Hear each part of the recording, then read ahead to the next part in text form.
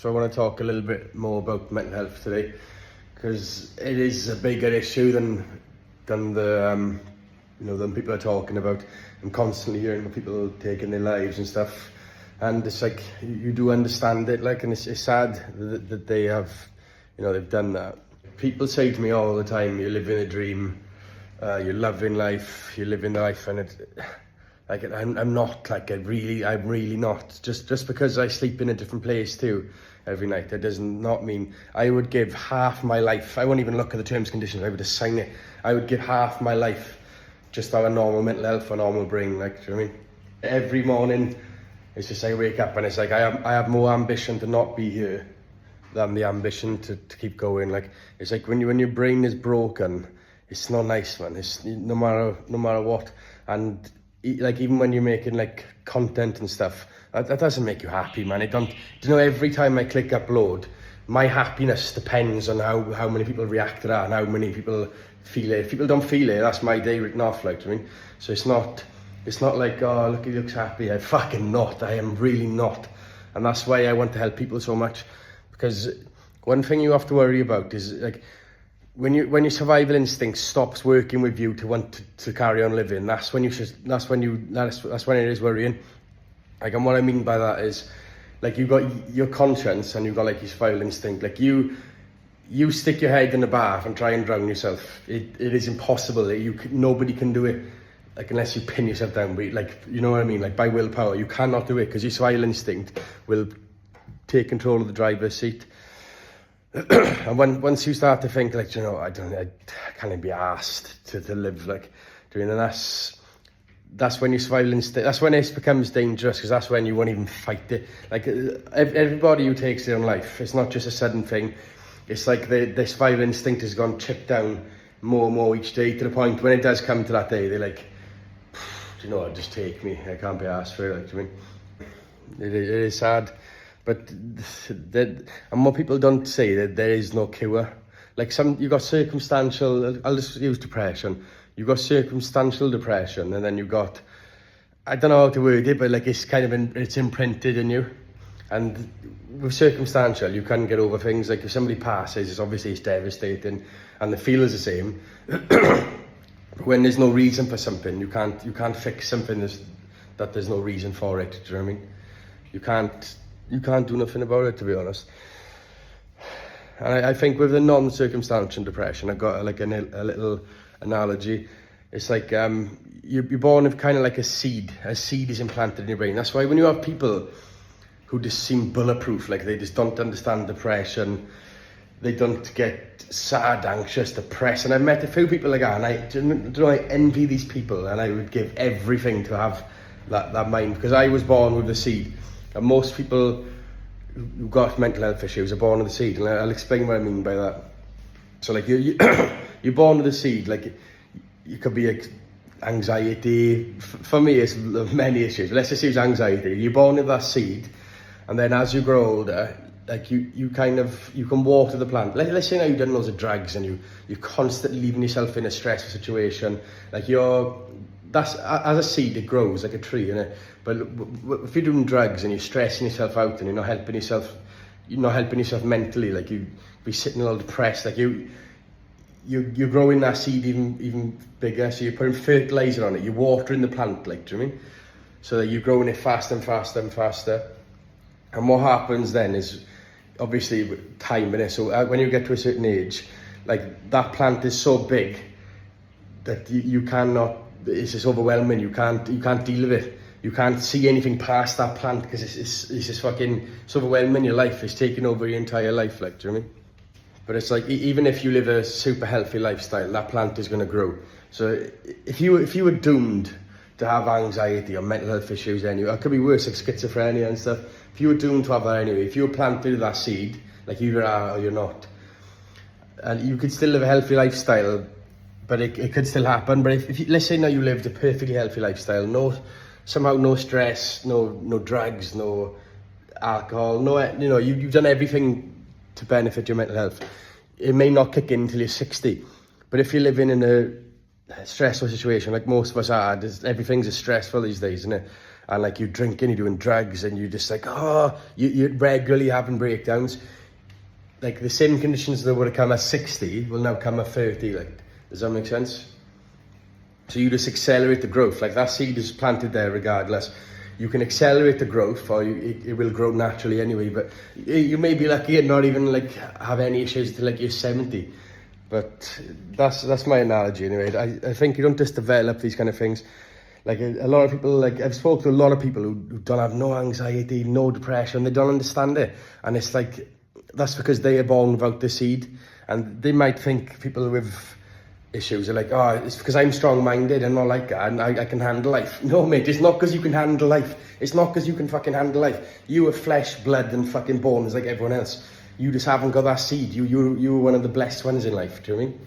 But then you got people like me who's fucking, that seed, the fertilizer has been, I've had 10 people working overtime just fucking growing that plant, like, do you know what I mean? And then it comes to a certain age in your life where, like I said about the plant is just too big, like it's overwhelming. Like I can never be mentally healthier than I am right now. Like I am living my best life now, like, and it still isn't enough. It isn't enough. Like like this morning I woke up, I didn't even leave my bedroom, and I was just like, talking to ChatGPT. I was saying, you just fucking, like you do want to kill yourself, like, but you can't, like, do you know what I mean? And I think that pisses you off even more sometimes when you know you won't do it. Because like obviously you're leaving your children behind, you're leaving your family behind, and sometimes that hurts more than the fact of actually just doing it. Because now you know, oh fuck's sake, I have to suffer for the next 50 years just, and as harsh as it is, just to fucking not break someone else's heart, like, and that feels kind of cruel. So I do understand why people kill themselves. It doesn't make you a coward, and if you're one of those people who thinks it makes you a coward, then you're just a prick, like, because you don't understand what it's like to suffer non-stop every day. I started tearing up, but I've never done that before, but that's what I mean. I'm just going to be honest with everybody, like, this is the raw footage. This this is what happens when you start digging deep into your mental health, when you can put up a mask, you can like put on the smiles and stuff, and you can hide it at the back of your mind quite deeply, but when you start opening up, like once you start cutting through that wall you've put up, there's a lot of damage there, like, and it does, people are struggling to survive, like, do you know what I mean? Like, your whole point of life, we are literally programmed to survive. So when you don't have that survival, when you don't think, oh, I can't wait to see how life goes, when you're thinking all the time, is this it? And you're waiting to die rather than live in, like, doing it. And that's not a nice feeling. Because you know, sometimes if there was no family, if you had no family, no guilt of, like, to be honest, to me, it's just my son. If you didn't have that, then there would be no reason for you to keep going. It's like every day you're going through pain, and the people will tell you, like, oh, come on, things will get better. And like, they do, like, some people do genuinely believe that, and some people are just, obviously they're trying to give you hope. But when you know from like experience, from there is no getting better, then it is hard to keep pushing through, like, do you know what I mean? That's why when people are like this, you're living the dream, oh, you're loving life, and I'm not, mate. Like, this is the closest I'm ever gonna get to helping my survival instinct want to be here, like, do you know what I mean? And that's like, when I've been making the content and stuff, that has helped a lot. But again, like, that's mentally exhausting me, and every time you make something, you're sitting there thinking, oh, are people going to feel that, like, do you know what I mean? And if they don't, then you're sitting there getting depressed and stuff. Like, I'm going to keep pushing this a lot, ChatGPT, because it is life-changing, and I don't care what anybody says. It is the future.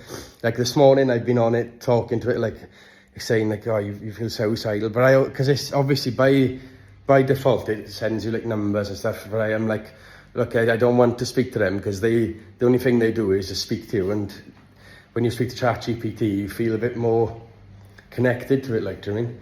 Because it does understand. Just try, if you're ever feeling quite suicidal, just speak to it. It's like the Samaritans. It may not be a real person, but to be honest with you, I prefer the AI to real people, because real people, most people don't really give a fuck about you. Like, obviously people in the Samaritan sector, they're there, a lot of them volunteer, and they want to make a difference.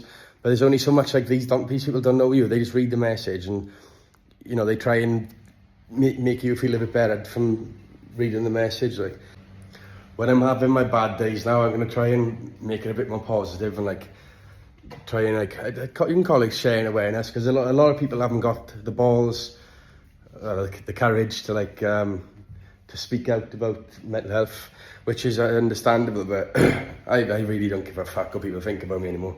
So if I can sacrifice myself to helping people, because when I first posted a video, it seemed like it hit a lot of people, like, and a few people said like it helped them or more. I can't remember exactly what they said, but you know what I'm saying. So yeah, like I said, my two goals in life are helping people and making them laugh. So I'm gonna keep doing whatever I can to try and help people and show people that, you know, you're not alone. Like, and especially the people who don't know me, they'd see like the videos I post and they're like, oh, look at this guy. Like, I look like the opposite of depression and anxiety and stuff. So it's especially to those people, like, you know, you're not alone. Like, and people, we're all struggling, some more than others. But you just gotta, one of the biggest metaphors I use is called balancing the scales. And what that means, like for me, for example, like I just explained, all the mental health, all this and that, that's like, you've got a positive side of the scale and the negative side of the scale. So obviously that's the negative side of the scale. So it's one side is heavy, and that's why you've got to find, like, on the positive side of the scale, I filled it with Thailand, like doing the content stuff, just trying to be happy, like, you know, you're just trying to put positive things in life. It could be like training, Muay Thai, anything, to be honest. This positive, it's called balancing the scales. And obviously that's why, like, if you come into loads of money or something, that would be very heavy on the side of the positive side of the scales.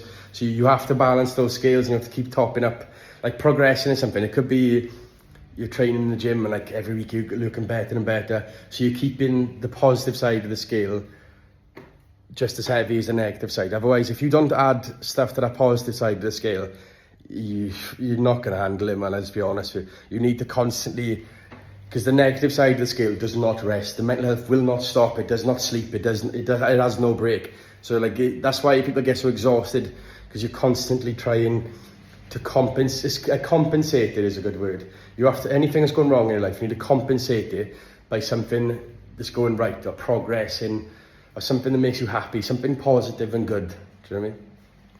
But one of the best things you can do is laugh, like, and that's it is, laughter is the best medicine. It literally, it forces your brain to change its brain chemicals. Like when you're depressed, and have you noticed when you're depressed or down, and you just stop fighting it, and you just like, you let it sink in, like you do feel like 10 times more depressed. That's when like you're sitting there like, I can't be arsed, you start eating shit, or you start smoking fags, or you like stay laying in bed, like whatever you're doing to just submit to it. It gets worse. Like, but when you just watch a funny video or watch like a comedian or something, because you do, like, you kind of like brainwash yourself to change your mental state. And it's like, you're not sitting there like, you're doing it naturally. You're not sitting there like brain, be happy, because that's not going to work. You've got to trick your brain, like, because your brain, it doesn't really understand, like, do you know what I mean? But laughter is the best medicine. It can make you it won't make you like, oh my God, I'm saved. But from that moment, because it's those moments, they're the ones they're the dangerous moments. Because like when people do something stupid, or they make themselves worse, that's always a moment. Remember, everything is a moment. So if you just watch something funny and like, you may distract yourself and like, fucking hell. Then because you're laughing, you're like, oh, this is working. Your brain chases rewards. So when you've gone from about here, and then you're watching something funny, and now you're up here, your brain thinks, fucking hell. So all it sees is the reward. So you will keep doing that, like you keep watching things, and your brain you get so soaked into chasing that dopamine that you'll be like, oh fuck, I forgot what I was depressed about. And that, obviously that's not long term, but if you just keep doing that, that's one of the short term fixes. Obviously the others are like cardio, get out for a walk. For me, I don't like walking, but from others I've known that's a good thing to do for walks and stuff. So if every day you're still here and you're pushing through mental health problems, that means you are strong. So keep going. And there's another little trick that really, really helps. It's and it sounds as if you said like Dear Diary, like a 19-year-old high school girl, like, but on your notes on your iPhone, like write down, like a diary, use it as a diary. So like, oh, I've been depressed because of this reason. Because these days you can use ChatGPT for that exact reason. This is what I mean. It's like that's a good way to explain it actually. ChatGPT is like gives you that diary feeling, which mostly only girls and I don't even know if it's like UK girls, because you normally see it in like American high school movies, isn't it? But like writing down what's bothering you in that moment on notes does take it off your chest a little bit. I don't know how, I don't know the psychology behind it, but that got me through a lot of years back in the day. I remember I made like a note section, and I just kept plummeting my mental health issues into it. And I haven't looked at that note in about 3 years, and I never will, because I don't know how bad. Your part of your brain is to forget like any trauma you've had. That's why you keep going, because if you remembered every single bad day you had and you carried that weight, you'd you wouldn't be like, can you imagine every bad day you've had and you remember every single thing? So during that time I was in Amazon and my mental health was bad. I had to leave officially for mental health, like, but I was walking and I'm pushing the picking cart, and I was like, yes, my head is just in my hands. I was completely fucking fried. Like every time I was walking past the balcony, there was just some vision of myself jumping off it. So I thought, I have to take a step back a little bit. But anyway, during that time, I was filling my notes up. Like, I can't remember, and I don't really want to remember. Like, say now you have intrusive thoughts or you're depressed. I'd write the notes in there, then I wouldn't look at it. And I think that went on for like a month. And obviously I locked it because it's private, isn't it?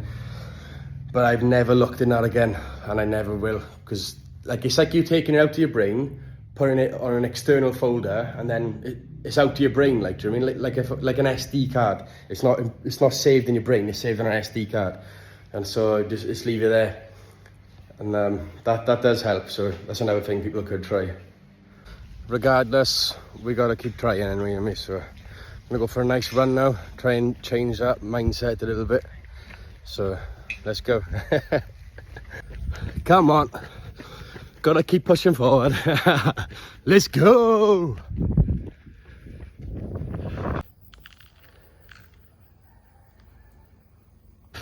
Look at that. That's what you call scenes. The environment does help. Because when you're surrounded by it, it's a bit better than the steelworks, isn't it? Fuck, I'm so unfit. I'm meant to be doing a Muay Thai challenge in a few days. It's like 5k cardio a day and 2 hour Muay Thai twice. Fuck. But on the bright side, I feel better now. So a bit of cardio always sorts you out. Let's go.